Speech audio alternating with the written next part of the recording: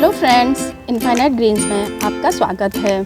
जैसा कि आप वीडियो में देख रहे होंगे कि आपको एडेनियम के कुछ प्लांट्स नज़र आ रहे हैं।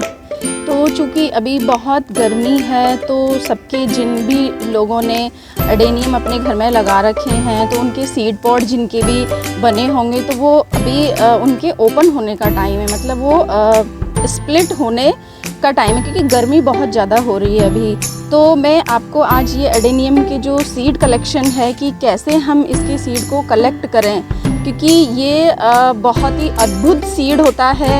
आपको पता भी नहीं चलेगा कब आपकी फली फट के और ये जो सीड्स हैं वो सारे उड़ जाते हैं हवा में। तो मैं आपको वो ही बताऊंगी कि किस तरीके से आप अपने सीड्स को उड़ने से बचा सकते हैं और खुद सोइंग के लिए आप इनको कलेक्ट कर सकते हैं। तो चलिए वीडियो स्टार्ट करते हैं।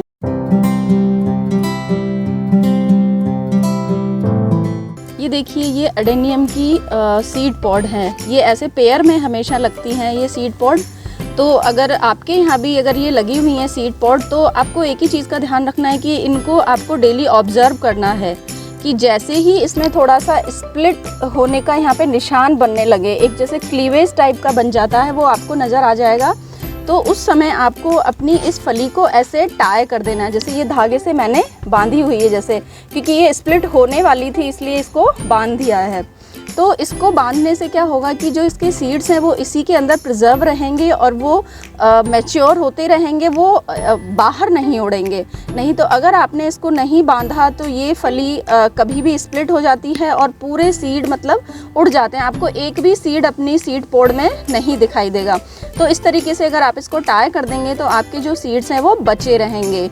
और आप इस तरीके से धागे से, जो सिलाई वाली गट्टी होती है उसके धागे से भी सिल सकते हैं, प्लस आप इसमें पॉलीथीन से भी इसको कवर कर सकते हैं।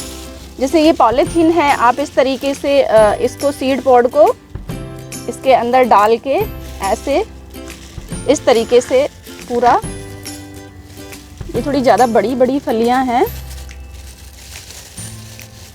इस तरीके से इसको कवर कर सकते हैं। अभी तो ये क्या है, थोड़ी ड्राई हो गई हैं। जब ये थोड़ी सी ग्रीन साइड पे रहती हैं तो इतनी अभी एकदम ये टाइट हैं तो इनको मैं मोड़ नहीं सकती, नहीं तो ये हट जाएंगी इस पे से। तो उस समय आप ऐसे इस तरीके से पॉलीथीन बांध सकते हैं। बट पॉलीथीन से भी बेस्ट मुझे यही तरीका लगता है, जिस तरीके से ये बंधी हुई हैं, ये धागे से बांधना सबसे बेस्ट रहता है। किसी भी तरह का धागा ले सकते हैं आप, सूतली से भी बांध सकते हैं, किसी भी चीज़ से, तो आपके सीड इस पर बने रहेंगे। जैसे कि मैं आपको दिखाती हूँ, ये वाला आप सीड पॉट देखिए, ये मेरी कटिंग है जो मैंने इसको, जो मेरे एडेनियम की जब प्रूनिंग की थी तो उसमें जो कटिंग्स निकली थी उसको मैंने ग्रो कर दिया था। इसकी रिपोर्टिंग का वीडियो भी मैंने आपके साथ शेयर किया था। तो मेरे एडेनियम की कटिंग के अंदर ही सीड पॉट बने हैं। ये देखिए, ये मेरे बांधने से पहले ही फट गए थे तो मैंने जैसे तैसे इनको कपड़ा लपेट के इनको बचाया है। आप देख रहे होंगे कि किस तरीके से ये बिल्कुल स्प्लिट हो जाती हैं, बस्ट हो जाती है पूरी फली और बीज उड़ जाते हैं। ये देखिए, इसके निकल भी गए हैं सीड्स। मैं आपको भी शो करूंगी कि कितना मतलब स्पेशल इसका जो सीड रहता है एडेनियम का। प्रकृति ने इतना अद्भुत इसको संरचना दी है, इतना अद्भुत इसको बनाया है कि इसका जो सीड रहता है उसके दोनों साइड में फेदर्स टाइप के लगे रहते हैं। ये देखिए, बिल्कुल ड्राई हो चुकी है ये फली, तो इसको हम ऐसे तोड़ लेते हैं।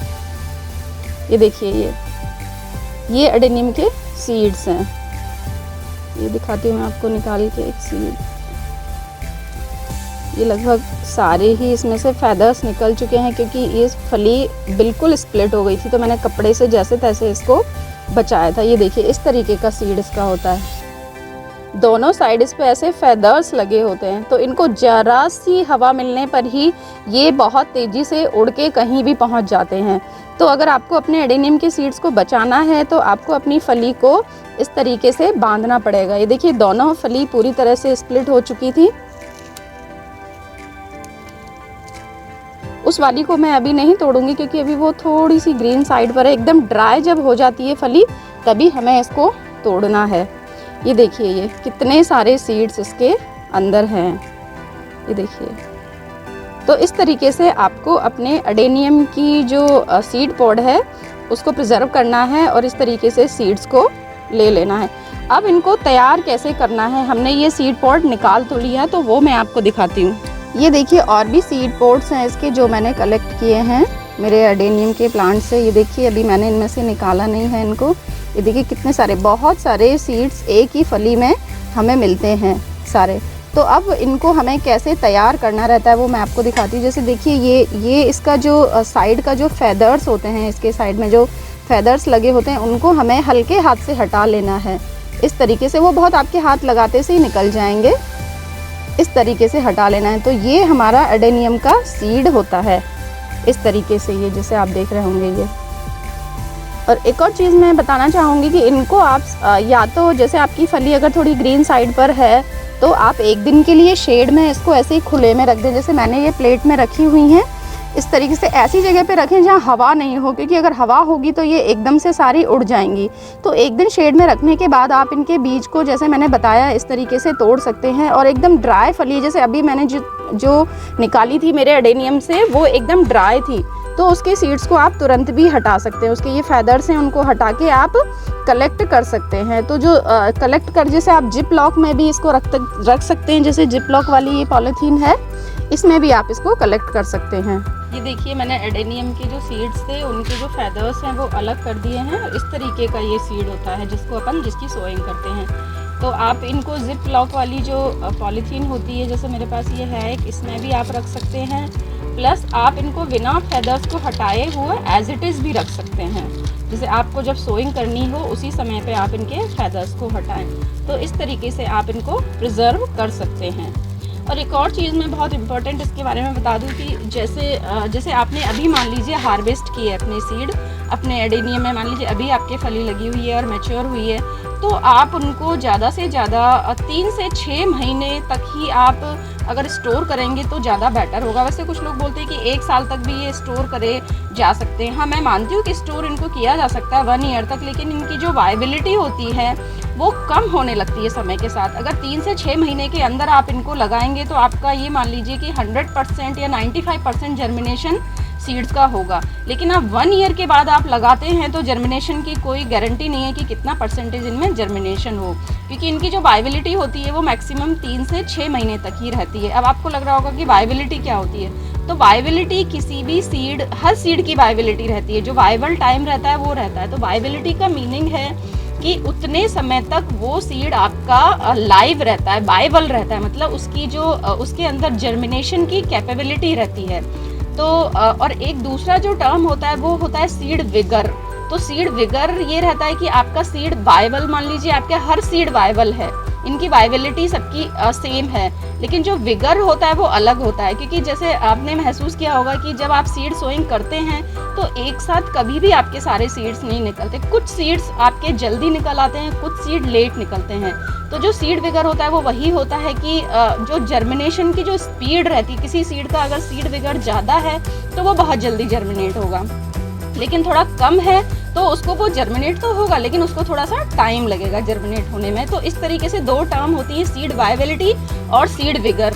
तो अब मैं आपको रिकमेंड करूंगी कि अगर आपने अभी ये अपने हार्वेस्ट किए हैं सीड, तो या तो आप अभी भी इनकी सोइंग कर सकते हैं, या फिर आप रेनी सीजन जब स्टार्ट होने वाला है तो रेनी सीजन में भी आप इनकी सोइंग कर सकते हैं। बट रेनी सीजन में आपको इस चीज़ का ध्यान रखना है कि इनको बारिश से बचाना है, मतलब आप सीड सोइंग करके किसी कवर्ड एरिया में इनको रखें तो ज़्यादा अच्छा होगा, नहीं तो जो बारिश के पानी से जो सीडलिंग है वो ख़त्म हो जाती हैं। और आप जब भी सीड कलेक्ट करें तो ऐसी जगह पे बैठें उनके फेदर्स हटाने के लिए जहाँ पर हवा नहीं हो। अगर आप रूम के अंदर भी ये काम कर रहे हैं तो अपना फ़ैन बंद करके करें, क्योंकि फ़ैन की हवा से भी सारे जो सीड्स हैं आपके वो उड़ जाएंगे और बहुत ही मुश्किल होगी। तो फ्रेंड्स, आई होप ये वीडियो आपको हेल्पफुल होगा और आप अपने एडेनियम के सीड्स को उड़ने से बचा पाएंगे और आपके पास सोइंग के लिए सीड कलेक्ट हो पाएंगे। तो आपको मेरा ये वीडियो अच्छा लगा तो आप मेरे चैनल को सब्सक्राइब करें और बेल आइकन को ज़रूर प्रेस कर लें, जिससे कि आने वाले वीडियोस के नोटिफिकेशंस आप तक पहुंचते रहें। और वीडियो को लाइक करें, शेयर करें, और अगर आपकी कोई भी क्वेरीज हो तो उनको आप कमेंट बॉक्स में डालें। Thanks for watching. Happy gardening.